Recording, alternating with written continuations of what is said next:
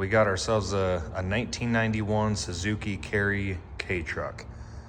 My brothers and I found 3 of these from the same owner up in Idaho, got all 3 of them for $400. So the idea was each one of us gets a truck to take home, fix up. None of them ran, and basically get running and go mess around with them as brothers. So I picked this one. The problem, well, I mean, it's got a lot of issues, but it doesn't run. And this is the culprit right here. This carburetor has been taken apart so many times and so many things are bent to shit on it that it wasn't worth rebuilding. And a lot of people are actually going to the CV40 motorcycle carburetors on these machines. All it is a 3-cylinder engine that doesn't need this big elaborate carburetor. This thing's got a whole ton of different vacuum lines going all over it. It's got coolant lines that go into it that I'm gonna have to figure out. It's just unnecessary. I should only need 1 vacuum line for the carburetor that I'm gonna put on it. And it's very simple, easy to jet, it's easy. What I had to do was build basically this fuel harness essentially, because this does have a stock fuel pump up under it with that fuel tank right there.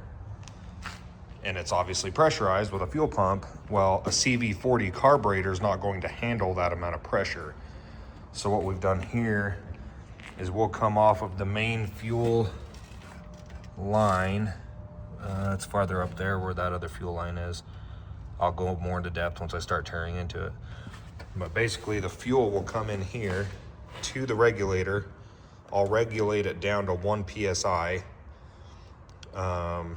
And then after that, this will go straight to the carburetor and hook on. But if the carburetor gets more fuel than it needs, even at 1 PSI, I added a T right here that'll go back to the return line right here. I'll just pop that off and plug it in right there, hook it back onto the return line, and any excess fuel that the carburetor doesn't need will just automatically be returned into the fuel tank.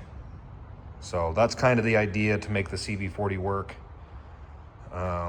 It's not a bad little truck. Hopefully this carburetor fixes the issue. It's been sitting in a field for who knows how long. I did get it to crank over, and with the old carb, I got it to run off of starting fluid. It just kept, like that carburetor just kept immediately flooding, and I went through the entire thing multiple times. It just kept flooding everything out, making a mess.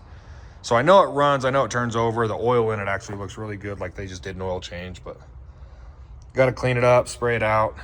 I still got to put a clutch cable in it because that clutch cable is completely gone. So needs some love, but it'll be really nice to have around the farm doing smaller projects so I don't have to use the tractor with a bucket for everything. So we'll get started on it.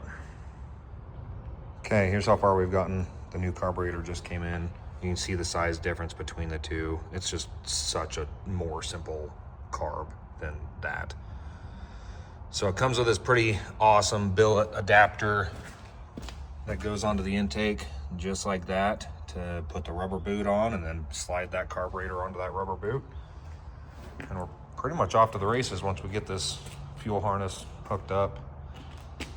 This piece did show up broken, so I'm gonna contact the seller, see if he'll just send me a replacement. If not, I mean, I would hope he would replace it, but I could probably glue that all back together. That's just the cover that goes over your throttle right there. So it's not gonna stop it from working, but kind of inconvenient. So here we go. All right, update, next day. Ended up getting everything on. These were my coolant lines that I had to connect, that one there, and that one there. I ended up only using the 1 vacuum line coming off the distributor right here, but the line is under here. So I traced that up and around, and that hooks on to the top of the intake right there. I had to free up this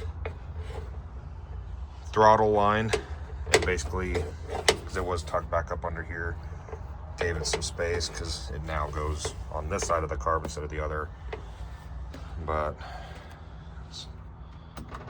it's a cold start, 30 degrees outside. There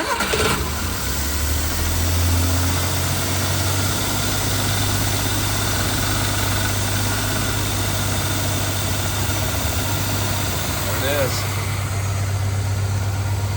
Sure, it's still got to do some tuning, but we'll get it figured out.